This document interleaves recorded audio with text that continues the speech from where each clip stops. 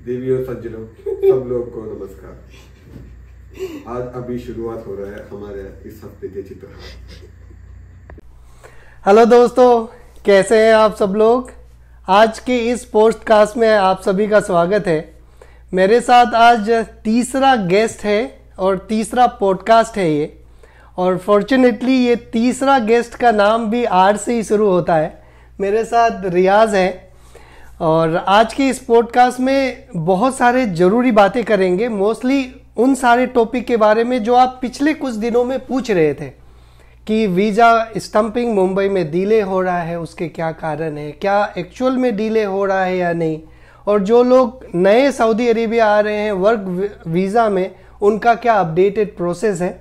Main आज का content यही रहेगा, इनके साथ जानेंगे।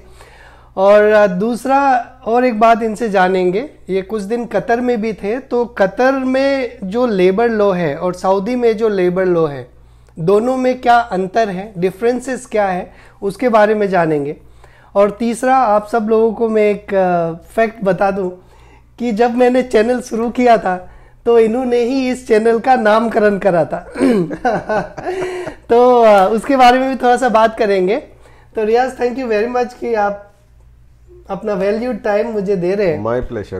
ओके, तो रियाज, सबसे पहले आप हम लोगों को ये बताइए कि हाउ वाज योर जर्नी, कैसा था। फर्स्ट ऑफ ऑल, जो मोड ऑफ कम्युनिकेशन है वो हिंदी रहेगा मेरा हिंदी तो थोड़ा वीक है, बट फिलहाल I will try my best. अपना पूरा बेस्ट मैं कोशिश करूंगा हिंदी में। नहीं, बीच बीच में थोड़ा छोड़ देना इंग्लिश भी चलो, तो पहली बात ये मैं जानना चाहूंगा, बहुत सारे लोग ये सवाल पूछ रहे थे अभी कुछ दिन पहले कि मुंबई में वीजा स्टंपिंग डिले हो रहा है, 10 दिन लगे उनको एजेंसी को दिए हुए। तो आप हम लोग को एक शुरुआत से बताइए कि जब आप अपना वर्क विजिट वीजा का प्रोसेसिंग कर रहे थे, from day 1 till the time आपको अपना पासपोर्ट विद वीजा मिला, क्या स्टेप था, प्रोसेस था, कितना ड्यूरेशन लगा, कौन कौन से डॉक्यूमेंट्स आपने दिए। अच्छा, तो पहले मुझे एम्प्लॉयमेंट ऑफर मिला कंपनी से, और उसके बाद जब मैं कतर से रिसिग्नेशन डाल के वापस इंडिया आया, मुझे वो एजेंट का कॉन्टैक्ट नंबर मिला, उन लोगों को कॉन्टैक्ट किया मैंने, मुंबई वाला। और फिलहाल मुझे गामका का जो अपॉइंटमेंट है, उन लोगों ने अपॉइंटमेंट लेके मुझे एक स्लॉट मिला है। अच्छा, त्रिवेंद्रम केरला में। और मेडिकल जाते वक्त डॉक्यूमेंट्स हमको कैरी करना है उधर, वो ओरिजिनल पासपोर्ट लेना है, एंड गामका का अपॉइंटमेंट वो स्लिप है। हाँ, वो स्लिप है। और फिलहाल आई जस्ट कैरीड, मेरा वो बीटेक का सर्टिफिकेट भी लेके गया, लेकिन पूछा नहीं वो लोग। अच्छा, वो फाइल मेरे पास रेडी था, तो जो भी डॉक्यूमेंट्स था वो मेरे बैग में सब रेडी था। और मेडिकल करने के बाद वो रिपोर्ट ओरिजिनल पासपोर्ट, और पासपोर्ट आप अगर आपका पुराना जो भी कैंसल पासपोर्ट है वो भी चाहिए, और ओरिजिनल ऑफर लेटर, और ओरिजिनल जो एजुकेशनल सर्टिफिकेट है वो उसका ओरिजिनल, और 2 पासपोर्ट साइज फोटोग्राफ, ये सब स्टैम्पिंग के लिए मुंबई भेजना है। ओके, अब ये जो इन्होंने बताया अभी मेडिकल के प्रोसेस बताया है, और मेडिकल होने के बाद क्या क्या डॉक्यूमेंट्स देना है, तो उसको मैं एक सिंक्रोनाइज करके बता देता हूँ। सबसे पहले कंपनी वाले ऑफर भेजते हैं, इसके बाद आपको क्या करना होता है, वीजा स्टंपिंग करना पड़ता है, लेकिन उससे पहले आपको मेडिकल करवाना पड़ता है गामका से। पहले क्या होता था, आप गामके के ऑफिस में जाते थे, और पिछले शायद काफी सालों से अब ऑनलाइन आपको अपॉइंटमेंट लेना पड़ता है गामका के लिए। $10 उसका अपॉइंटमेंट फीस है। आप अपने लोकेशन के हिसाब से अपॉइंटमेंट ले लीजिए, वहाँ पे आपको एक अपॉइंटमेंट स्लिप जनरेट होगा जिसमें जो लेबोरेटरी है, जो मेडिकल है, उसका नाम होगा, टाइमिंग होगा, डेट होगा, वो रिसिप्ट लीज दीजिए, अपना पासपोर्ट लीजिए और चले जाइए वहाँ पे, और आपका टेस्ट होगा, जो भी टेस्ट हैं जो होते हैं, और शाम तक शायद रिपोर्ट मिल जाएगा। शाम तक मिल जाएगा। मैं सुबह गया था उधर, मेरा ब्लड टेस्ट करवा दिए वो लोग, एक्सरे और डॉक्टर का कंसल्टेशन भी था, और 12 बजे तक मेरा पूरा जो मेडिकल टेस्ट वो हो गया, और 3-3:30 तक मुझे मेरा रिपोर्ट मिला। तो ये रिपोर्ट लेने के लिए आपको वहां जाने पड़ा, हार्ड कॉपी या फिर ईमेल के थ्रू आया था? नहीं, हार्ड कॉपी जरूरत है। अच्छा, हाँ, वो सॉफ्ट कॉपी जो भी है मोफा का नंबर के एंडोर्स करके वो लोग अपलोड करेगा और स्टैम्पिंग के लिए एजेंट के पास ये जो ओरिजिनल डॉक्यूमेंट वो stamp fit medically fit stamp मार के हमको देगा। मुझे लगता है ये कोई नया रिक्वायरमेंट होगा, है ना? नया रिक्वायरमेंट है शायद नया रिक्वायरमेंट है क्योंकि जब मेडिकल जब कंप्लीट करेगा तो लेबोरेटरी वाला मोफा नंबर पूछेगा। हाँ, एक्चुअली क्या है ना, जब मैं आया था लगभग 3 साल हो गए, 4 साल हो गए शायद, उस समय मुझे ओरिजिनल डॉक्यूमेंट्स देने नहीं पड़े थे। अच्छा। तो वो सीधा सीधा उनके पास ही चला गया था, शायद मोफा नंबर पे ही वो स्टैम्प करते थे। एनीवे, तो आपका रिपोर्ट्स आपको जैसे ही मिला, आपने अपना पासपोर्ट्स, जितने भी पासपोर्ट्स थे आपके पास, वो सारे पासपोर्ट, एजुकेशनल डॉक्यूमेंट्स, जो एजुकेशनल, अगर आपके पास कोई टेक्निकल डिग्रीज है, इंजीनियरिंग डिग्री है, उसको सारे अटेस्टेशन करवा के आपका 2 पासपोर्ट साइज फोटोग्राफ्स, आप जो भी एजेंसी के थ्रू आप काम करवा रहे हैं उनको कोरियर कर देना। सही है। ओके, इसके बाद लगभग 5 दिन के बाद मेरा स्टैम्पिंग का रिजल्ट आ गया। स्टैम्पिंग फिलहाल ऑनलाइन भी चेक कर सकते हैं हमको स्टैम्पिंग का प्रोसेस कैसे उसके है। बारे में मैंने एक स्क्रीन कैप्चर करके ऑलरेडी सारा प्रोसेस बना रखा है। हाँ। वो जरूर आप लोगों के साथ शेयर करूंगा, क्योंकि कई बार क्या होता है कि एजेंसी वाले बोलते हैं कि हमने सबमिट कर दिया एम्बेसी को। हाँ, बाद में कुछ अपडेट नहीं मिलेगा लेकिन वहां से अपडेट नहीं आता है। लेकिन एक्चुअल में क्या होता है कि एम्बेसी में 3 से 5 दिन मैक्सिमम लगता है। हाँ। कई बार एम्बेसी वाले सबमिट नहीं कर पाते हैं क्योंकि एक लिमिटेशन रहता है पासपोर्ट का। और एक इन्फॉर्मेशन मुझे मेरे एजेंट से मिला है। फिलहाल मुझे तो वो कितना करेक्ट है वो मालूम नहीं। तो वो बोल रहे हैं कि जो सबमिशन वो लोग करता है वो मंडे और वेडनेसडे का, तो weekly 2 times they can submit. अच्छा। तो they will accommodate all the applications and एक ही बार मंडे या वेडनेसडे सबमिट करेंगे। ओके, तो वो भी टाइमिंग्स वगैरह रहते होंगे। लेकिन अभी नया 2 प्रोग्रेस है इसमें। एक है कि 45 पासपोर्ट ही लोग सबमिट कर सकते हैं अप्रूव्ड एजेंसी। अच्छा। एक टाइम में कम कर दिया है वो। ओके। और दूसरा ये है कि लोग ये बता रहे थे कि पासपोर्ट में जो स्टिकर लगता है उसका शॉर्टेज है। हाँ, वो तो फिलहाल मुझे मेरे एजेंट भी बताया था कि वीसा जो अप्रूव हो गया उस वक्त उसी टाइम पे मेरा स्टैंपिंग नहीं हुआ था पासपोर्ट में, क्योंकि ये स्टिकर का अवेलेबिलिटी नहीं था। आपका शायद 5 दिन लगा वीजा प्रोसेस होने में। ओके, तो आपने जब ये सारे डॉक्यूमेंट्स उनको दे दिए, इसके बाद में कोरियर आपने ट्रैक करा, उनके पास डिलीवर हो गया, उनको नोटिफाई कर दिया, उन्होंने पासपोर्ट सबमिट कर दिया, फिर ऑनलाइन चेक करा, इसके बाद फिर स्टंपिंग हो गया, इसके बाद उन्होंने कोरियर से आपको आपके घर भेज दिया, टिकट लिए और इधर आ गए। हाँ। है ना? इसके बाद का जो इंटरेस्टिंग फेज है, जो मुझे भी जानना है आपसे, वो ये कि जब हम कोई नया वर्क वीजा में आते हैं तो इमिग्रेशन वाले पासपोर्ट में, एयरपोर्ट में बहुत सारे सवाल पूछते हैं। इंडियन इमिग्रेशन में पूछते हैं, सऊदी के इमिग्रेशन में पूछते हैं। तो इंडियन इमिग्रेशन में आपको क्या क्या पूछा और क्या क्या इंफॉर्मेशन पूछा, क्वेश्चंस पूछा और क्या क्या डॉक्यूमेंट्स पूछा? इंडियन इमिग्रेशन में बस एक ही सवाल पूछा वो लोग, नया वीसा या रेसिडेंट आईडी, इकामा है मेरे पास। ओके, विजिटर्स हो या फिर हाँ, विजिटर। नया वीसा माने it can be job visa और विजिटिंग वीसा। तो मैंने बताया जॉब नया वीसा है। तो जॉब का लेटर है पूछा उन्होंने, लेकिन चेक नहीं किया, but it depends on person to person. तो मेरे पास तो जो प्रिंट आउट था ओरिजिनल ऑफर लेटर का, मैंने बताया मेरे पास ऑफर लेटर है, आप चाहे तो यू कैन चेक इट। हाँ। अच्छा, बस उतना ही पूछा। इमिग्रेशन में पूछा कि क्या आप पर्पस ऑफ विजिट, मोस्टली वो पूछते हैं पर्पस ऑफ विजिट, आपका विजिट का क्या है, आप रेसिडेंट वर्क विजिट वीजा में जा रहे हो या फिर विजिट वीजा में जा रहे हो, उसी के बेस पे वो फर्दर डॉक्यूमेंटेशन। हाँ, सही है। ओके, ये तो हो गया आपके कंट्री में, इंडिया में। अब जब आप सऊदी अरेबिया आए तो इमिग्रेशन वालों ने क्या क्या किया? फिंगरप्रिंट्स लिया नहीं लिया, फोटोग्राफ्स लिया नहीं लिया, क्या क्या सवाल पूछा? सऊदी के इमिग्रेशन में पहला जो पासपोर्ट दिया वो स्कैन करके पहला क्वेश्चन यही है, नया वीसा है या इकामा वाला? तो मैंने बताया नया वीसा है। तो फिंगर लिया, फिंगर अपने 4 लेफ्ट फिंगर, बाद में 4 राइट फिंगर और थंब, उसके बाद फोटो। Very good. इसके बाद बस उसमें और एक सवाल मुझसे पूछा वो लोग। कौन सा सवाल पूछा भाई? बीच बीच में ऐसा सरप्राइज मत किया करो।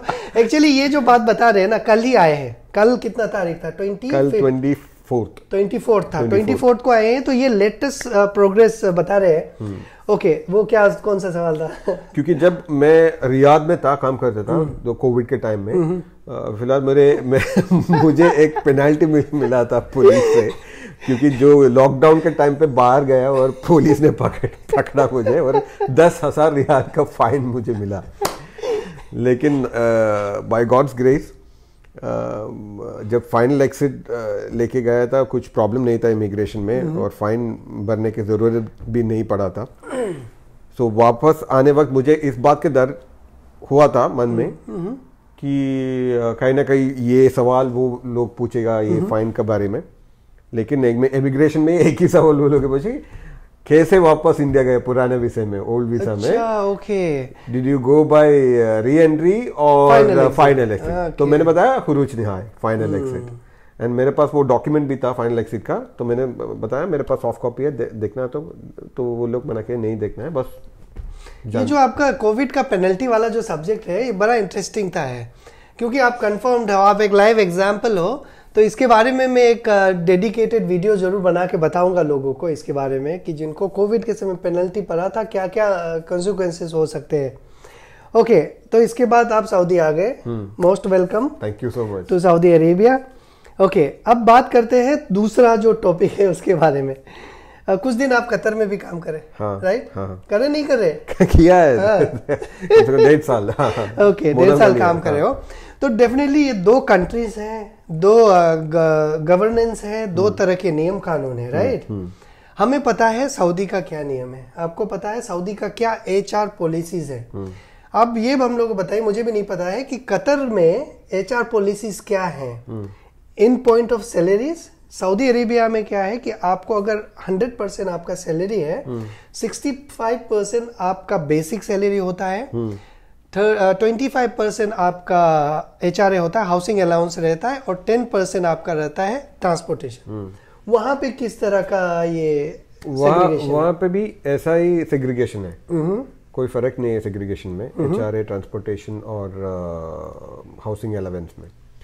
फिलहाल जो प्रोसेस है, हायरिंग प्रोसेस है, उसमें फर्क है।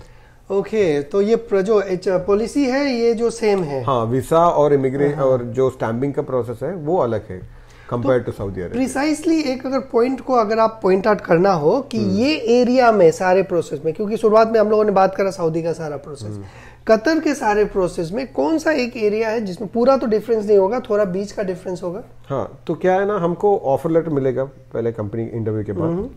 वो ऑफर लेटर साइन करके एम्प्लॉय को we will send it back same, और उसके बाद वो लोग वीसा अप्लाई करेगा। Visa they will send the documents. Visa के साथ वो लोग QVC का appointment, it is as good as same like गाम का। ओके, लेकिन QVC directly under the supervision of Qatar government. Okay, तो इंडिया में शायद 3 या 4 सेंटर्स हैं। एक है केरला कोची में, और चेन्नई, मुंबई और दिल्ली में है शायद, लेकिन I am not sure about the Delhi. Delhi में भी होगा, क्यों नहीं होगा यार? दिल्ली में होगा, दिल्ली थोड़ी ना छोटा सा शहर है। एनीवे, दिल्ली में भी होगा। हाँ, तो सेंटर या टाइम गामका का सही सेम है, तो उसी टाइम पर हमको सारे डॉक्यूमेंट्स लेके उधर जाना है, और उसी वक्त उन लोगों का पास हमारा एम्प्लॉयमेंट लेटर उसके पास भी होगा, QVC सेंटर के पास भी होगा। तो अभी मैं आपको इंटरप्ट कर रहा हूँ, यहाँ पे मेन जो डिफरेंसेस है वो बेसिकली एक गामका हो गया वहां पे, और एक हो गया हमें QVC वेक्टर। यहाँ पे गामका के पास जाते थे, मेडिकल करवा के अपना डॉक्यूमेंट भेज देते थे। यहाँ पे आपको QVC में जाना है, जहाँ पे सारा कार्यक्रम होगा। कंटिन्यू कीजिए। और उधर एम्प्लॉय के सामने ना वो लोग जो भी अटेस्टेड एम्प्लॉयमेंट लेटर है वो पोर्टल में अपलोड किया है, वो रीड आउट करेगा। अच्छा, आपके साथ वो वेरिफिकेशन हाँ, वेरिफिकेशन करेगा, ये आपका पोजीशन, ये आपका सैलरी, ये आपने एग्री किया है नहीं किया है। तो उधर कैमरा भी है। अच्छा, वो कैमरा देख के, ऐसे ही कैमरा? हाँ, ऐसा ही कैमरा ऊपर होगा। कैमरा देख के you have to say yes, this is what I agree. Okay, वो क्या कैमरा लाइव रहता है? लाइव है वो। अच्छा, मतलब आपको कैमरा के सामने खड़ा रहना है। वो आपको एक, जैसा कि आप कभी जमीन वगैरह रजिस्ट्री करने गए हो ना, वहां पे कलेक्टर बोलता है कि इतना में बेचा, हाँ बेचा कि नहीं बेचा, वो बोलता है हाँ बेचा, उसने बोलता है खरीदा कि नहीं खरीदा, उसी तरह से। उसी तरह से तो वो कैमरा के सामने बोल देना है, वहां पे वो उसको वैलिडेट कर करेंगे। ये बहुत अच्छा है एक्चुअली। नहीं तो और फिंगर लेता है, फोटोग्राफ भी लेता है उधर, और फिर दे will send for the medical जैसा सऊदी का है उसी तरह के ब्लड टेस्ट है, एक्सरे है, और डॉक्टर कंसल्टेशन भी है, आई टेस्ट भी है। ये थोड़ा सा एक एडिशनल स्टेप है इसमें शायद, ताकि लोग जो फर्जी जो काम में जाते हैं, जो फर्जी कंपनी होते हैं, डुप्लीकेट कंपनी रहते हैं, जो एस्टैब्लिशमेंट अच्छे से नहीं रहते हैं, वहाँ पे जाते हैं, यहाँ पे आके फंस जाते हैं, वहाँ पे थोड़ा कम होगा। हाँ, okay, very good very good. तो ये सारी बातें हैं। ओके, अब तीसरा, और उसके बाद एक और इन्फॉर्मेशन, छोटा सा इन्फॉर्मेशन है, जो सैलरी के पार्ट है ना 4,000 रियाल के नीचे है, एडवांस भी दे देते हैं। नहीं आपको पे कार्ड मिलता है अच्छा। Immediately from the QVC। Once you land in Qatar, you bank को कॉल करके वो एक्टिवेट करना है। अगर 4,000 रियाल से ऊपर है आपका तनख्वाह, then you will get the bank account immediately. अच्छा जी। हाँ, और मतलब बैंक अकाउंट वहीं पे मिल जाएगा? हाँ, मिल जाएगा, और एक सिम कार्ड भी मिलेगा आपको। वाह, वेरी गुड। वो बैंक अकाउंट जब कतर में लैंड होगा, बैंक को कॉल करके एक्टिवेट करना। तो आपको वहीं पे बैंक अकाउंट मतलब मिल जाएगा, हाँ, जिसमें आपका सैलरी आएगा। कम्युनिकेशन के लिए आपको एक सिम कार्ड भी मिल जाएगा, है ना? हाँ। ये सारे थोड़े से डिफरेंसेस हैं सऊदी अरेबिया और इसमें। तो अभी सऊदी अरेबिया आके अच्छा ही लग रहा होगा डेफिनेटली, है ना? और यहाँ पे बैठ के RJ वर्ल्ड के स्टूडियो में और अच्छा लग रहा होगा, है ना? हाँ, फिलहाल क्या करें, कोई करता नहीं तो मैं ही खुद अपने आप। एनीवे, तो अब तीसरा जो एंड करेंगे, काफ़ी टाइम भी हो गया। तो तीसरा जो सवाल है, मैंने जैसा शुरुआत में बताया था आप सारे लोगों को, यही महापुरुष हैं जिन्होंने आज से लगभग 2.5 साल पहले मेरे चैनल का नामकरण करा था कि इस चैनल का नाम RJ वर्ल्ड होना चाहिए। पहले मैं अपना चैनल का नाम कुछ भी नहीं रखा था, जैसा कंटेंट होता था वैसे ही लिखता था। हाँ। तो एक दिन मैं ऐसे ही बैठा हुआ था, तो इन्होंने उस चैनल का नामकरण करा। कुछ आपको याद है? मुझे याद है, ये ऐसे बैठा था इधर पुराना कमरे में, दमाम में, और मैं अपने मोबाइल पे पकड़ कर मोबाइल में देख रहा था। वो पूछा, मैंने ऐसा बताया, तू एक काम कर, अपने चैनल के नाम RJ वर्ल्ड रख, हिट हो जाएगा। अच्छा, फिर तो हिट हो गया अभी। अरे हिट का वो लोग देखते ही नहीं है, गाली अलग से देते हैं। नहीं, गाली थोड़ा कम पड़ता है मुझे, है ना? इसीलिए थोड़ा सोच समझ के वीडियो बनाता हूँ। वो समय अलग था, कोविड के समय था वो। उस समय से ओरिजिन हुआ, 2.5 साल कैसे निकल गया पता नहीं चला। तो anyway, thank you very much. इसी चीज को मैं लिखूंगा थंबनेल में, है ना, कि ये मिलिए someone who named my channel. And anyone if they required a new name for their channel, please contact me. अच्छा, और Riyaz, end of the podcast, on a serious note, आपको एक मैसेज मेरे व्यूअर्स को, जितने भी लोग सऊदी अरेबिया में हैं, जितने भी लोग देख रहे हैं फ्रॉम एनीवेयर, ओके, अगर आपको एक मैसेज पास ऑन करना है to conclude this podcast, mike is all yours. Thank you so much Ranjan ji. बस कुछ ज्ञान नहीं देना है मुझे, वेरी सिंपल सा मैसेज है। जो भी मुल्क में आप है, उस मुल्क का जो भी कानून है, rules and regulations, follow it strictly, क्योंकि हम भी हमारा कंट्री के जो रूल्स एंड रेगुलेशंस फॉलो करते हैं ना, ऐसे तरह it's our responsibility to follow the rules and regulations in different country, and always smile, keep smiling, enjoy life. Yeah, very good, thank you for this kind words. Thank you Riyaz. Hope आप सब लोग इस podcast को पसंद करेंगे। अगर आपको अच्छा लगा तो डेफिनेटली लाइक कीजिए, और कमेंट में कुछ ना कुछ रियाज के लिए लिखिएगा जरूर। और नेक्स्ट पॉडकास्ट किसके साथ होगा, चौथा भी कोई R वाला नाम से होगा या फिर किसी और नाम से, वो पता नहीं, लेकिन कोशिश यही करूँगा कि जो गेस्ट होंगे वो ऐसे हो जो करंट टॉपिक पे हम सब लोगों को इन्फॉर्मेशन दे पाए, अपडेट कर पाए। तो आज के लिए बस इतना ही। आप लोग अपना ख्याल रखिए। Thank you very much. Thank you so much. Thank you Ranjit.